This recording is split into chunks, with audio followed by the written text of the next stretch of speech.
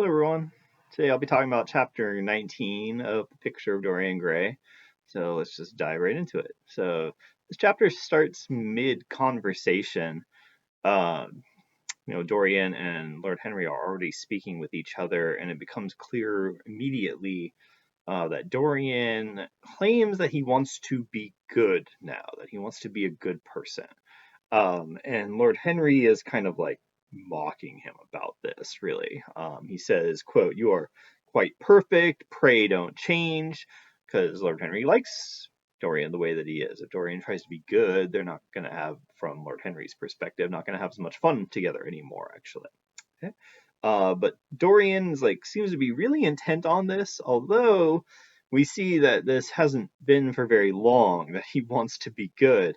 It only goes back to yesterday, actually, when he started trying to be good, actually. He says, quote, that he, quote, "began my good actions yesterday." Okay, so doesn't really impress us as readers, and certainly not Lord Henry either, for that matter, because it's only been a day. Okay, and Lord Henry rationalizes that anyone can be good in the countryside. That's not difficult because things are kind of boring out there. That there's not any. I think he says temptations. Actually, yeah, there are no temptations, is the quote that he gives. Actually, um, although Dorian, of course, is tempted out here. As we find out when he explains what his good action was, or what he thinks was his good action, at least, right? Um, so Dorian says that his good action was that he, quote, spared someone.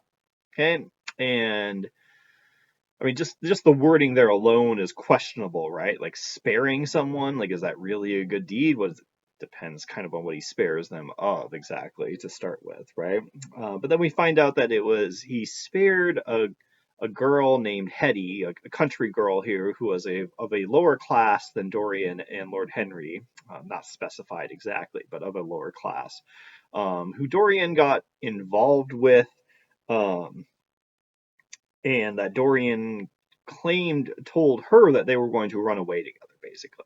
Okay, and Dorian ends up not running away with this girl, actually, and just abandons her, basically.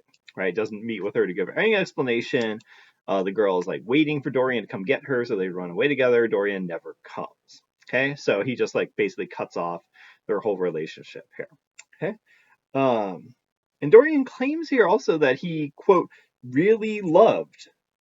I am quite sure that I loved her, end quote, from page 160 of my copy. But of course, this is a very questionable claim, right? Just in the previous chapter, and I mentioned this in, I think, the previous lecture, um, Dorian had said that he had, quote, lost the passion and forgotten the desire, end quote. That was page 156 in my copy. And, he says that he doesn't know how to love anymore. And then all of a sudden now he's saying that he does know how to love? Like, it's very questionable, right?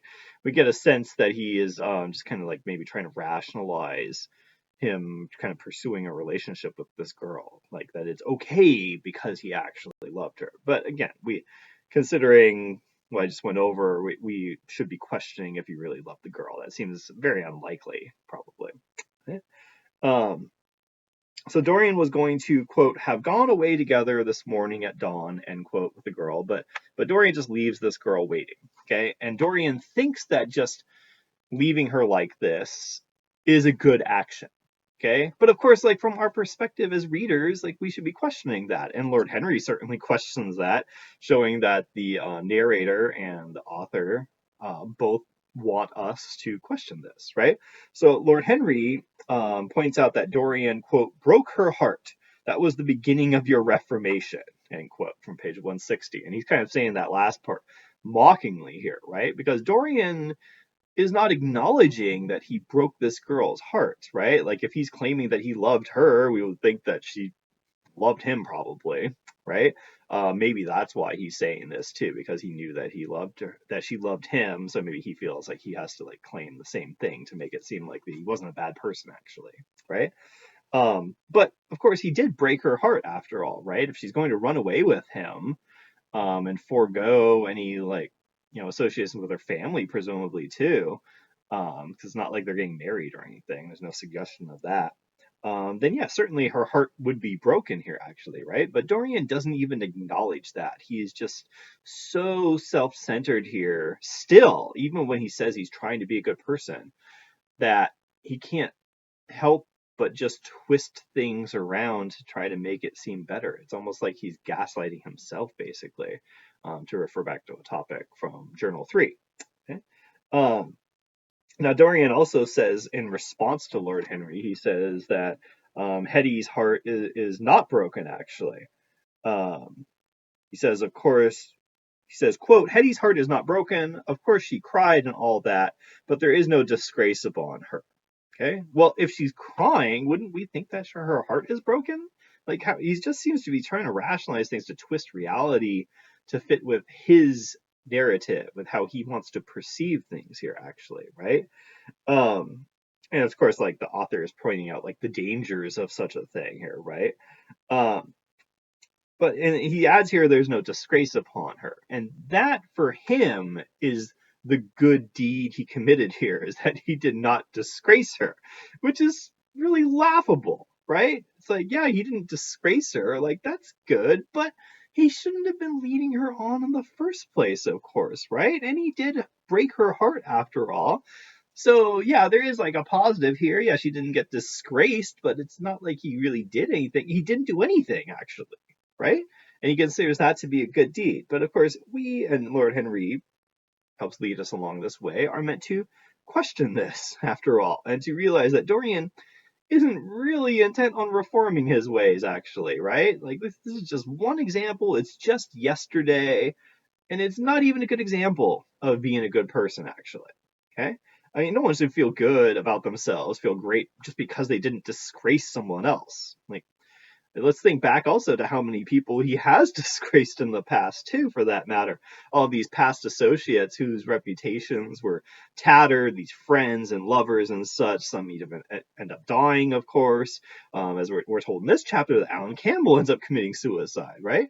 And a number of people are described as being like so disgraced that like it can't even be spoken of what happened to them, and they're just like out of the public sphere now, right?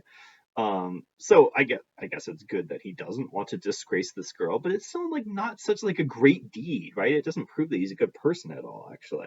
Okay, he just this is I guess it shows that it's as far as he's willing to go to be a good person, actually, right? To be like right on the verge of hurting someone and then stopping himself. Okay, but just because you don't hurt someone else doesn't make you a good person, right? A better thing would be to aid them in some way, okay? Or specifically in this case, to not get involved with this girl in the first place that he presumably had no long-term intentions with to begin with, actually. Okay. Um, so again, of course, her heart is broken here. Yes, there is no disgrace, but he doesn't acknowledge like all the wrong that he did here, actually, still, right? He only focuses on how he didn't disgrace her, and so then he's a good person because of that, which is really flimsy logic, of course. Okay. And Lord Henry goes on to show here how wrong Dorian is, right? Because Lord Henry doesn't want Dorian to try to be a good person. That's no fun for Lord Henry, right? Remember, Lord Henry looks at other people, especially Dorian, as just like a tool kind of for his own amusement. Okay, this came up in the previous chapter when Lord Henry was talking about murder. Murder is not something that interests him at all, unless there's like some psychological value in it. Like talk about like it would be interesting to talk to a murderer to understand their perspective, right? But otherwise, like just a death in general doesn't interest him at all, right? So Lord Henry doesn't want Dorian to change because then he's going to lose the fun that he has with Dorian, the stimulation that he gets from observing him. Okay? So Lord Henry points out that Dorian is wrong to think that he's done a good deed after all, right? He says, quote, do you think this girl will ever be really contented now with anyone of her own rank? Which is page 160 to 161 in my copy. And that's certainly possible here, that this woman might not ever want to be with someone of her class or below, since she had this relationship with Dorian, who is the upper class at the top of the social pyramid, basically. Okay, that's certainly possible, at least.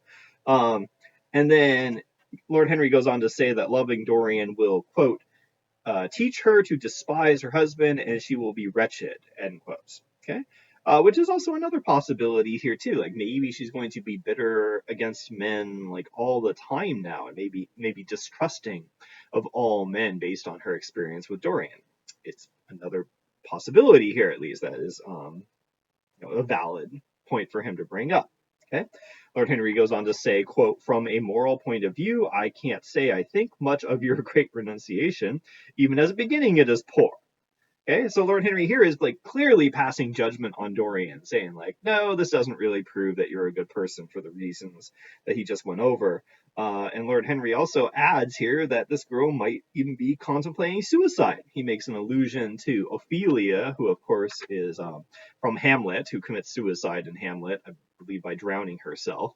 And so Lord Henry is reminding us here that, and Dorian, that that's a possibility.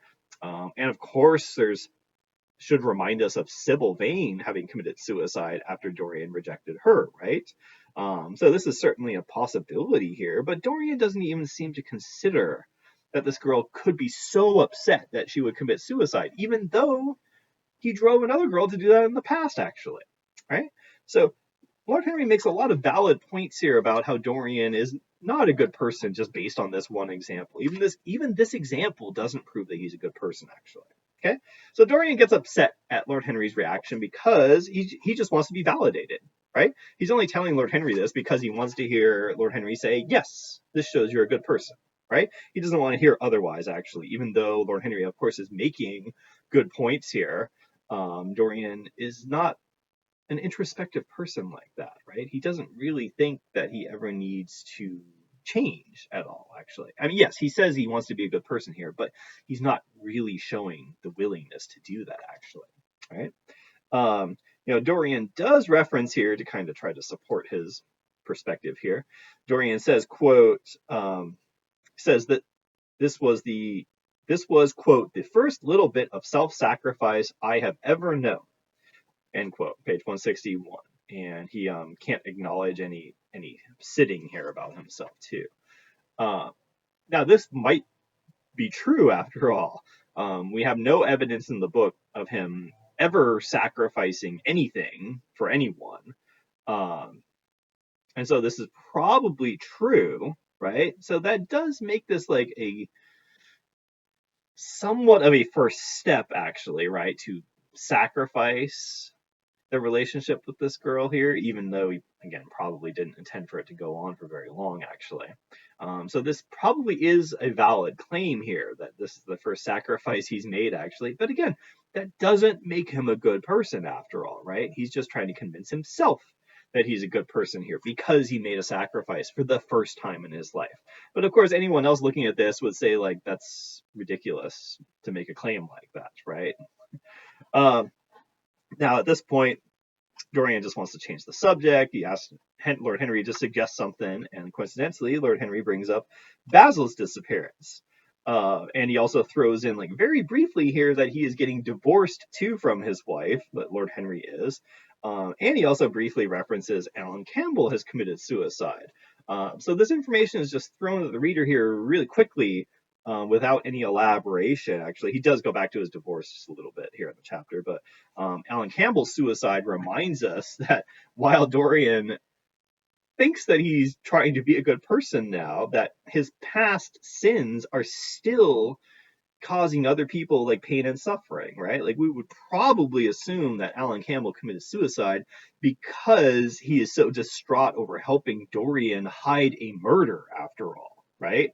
And of course, we find out in this chapter that Basil's disappearance has made the news now too. I think it says, Lord Henry says it's been like 6 weeks that it's been in the news, actually. So presumably Alan Campbell would have heard about this. I don't think he knew who Basil was previously, but he can connect the dots here probably, about helping to hide this murder, actually, right? Even if he didn't hear the news, we would infer that he is probably committing suicide because he's so distraught about this, right? And again, we also had other examples of people that Dorian had associated with committing suicide previously too, of course. Okay. So then again, to go back to like what Lord Henry is bringing up here about Basil, Lord Henry doesn't even care about Basil's disappearance here.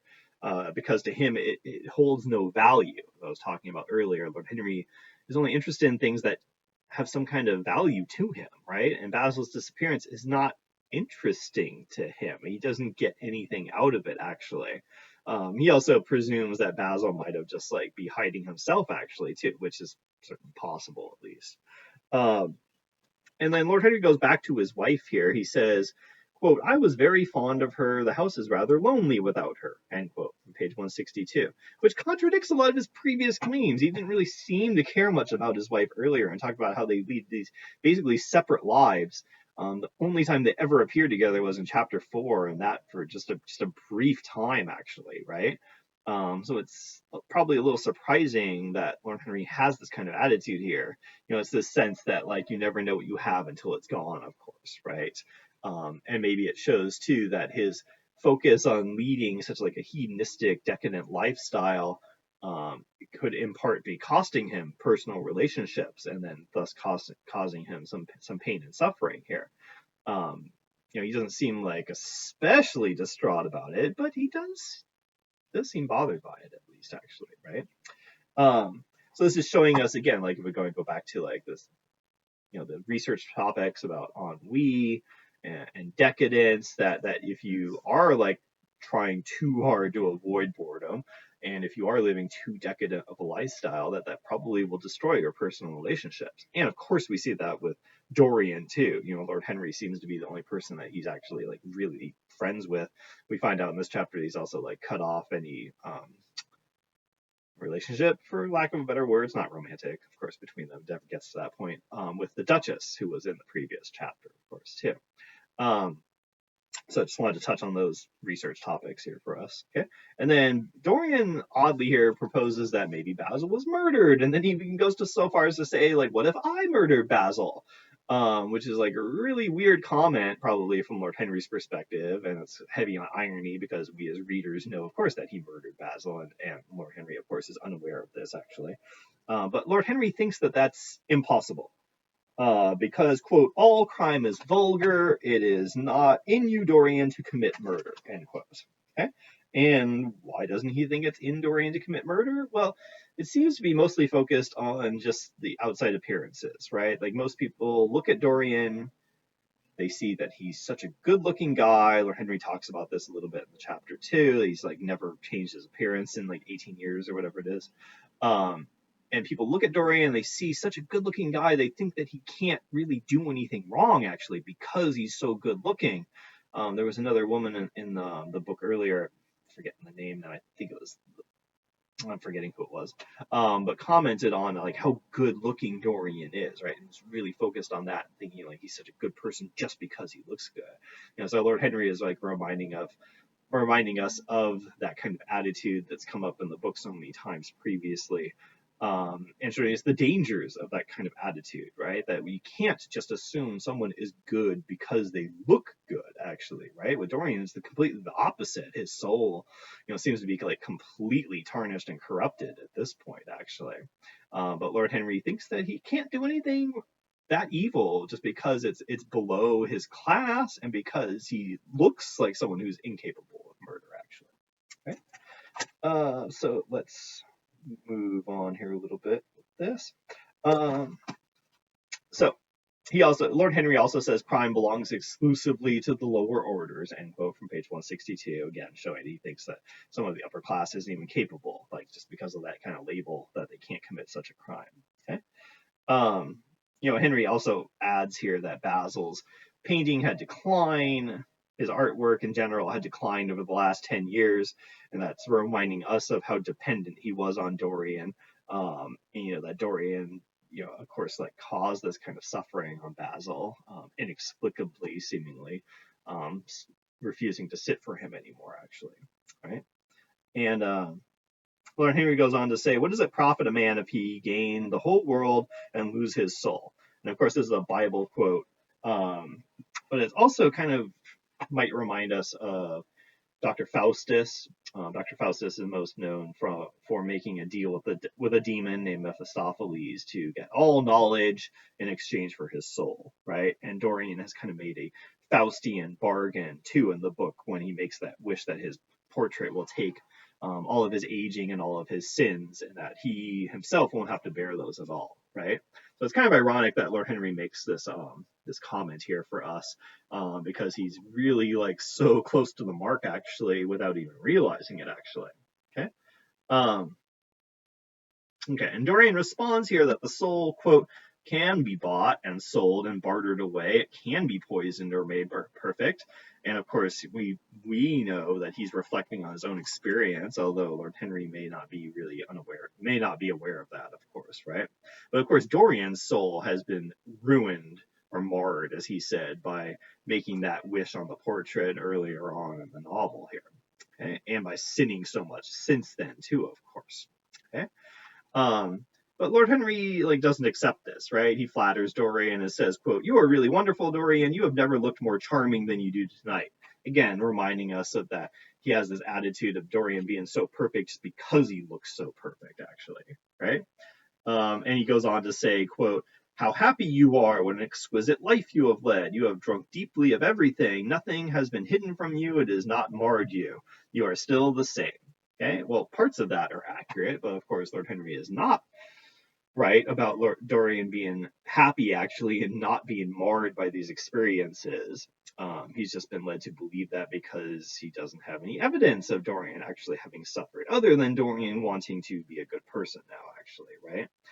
Again, showing us the dangers of like thinking that you ever even truly know somebody, actually, right? Even though they're pretty close here, Lord Henry doesn't really know Dorian deep down, actually, and how far he will go to save himself. Okay.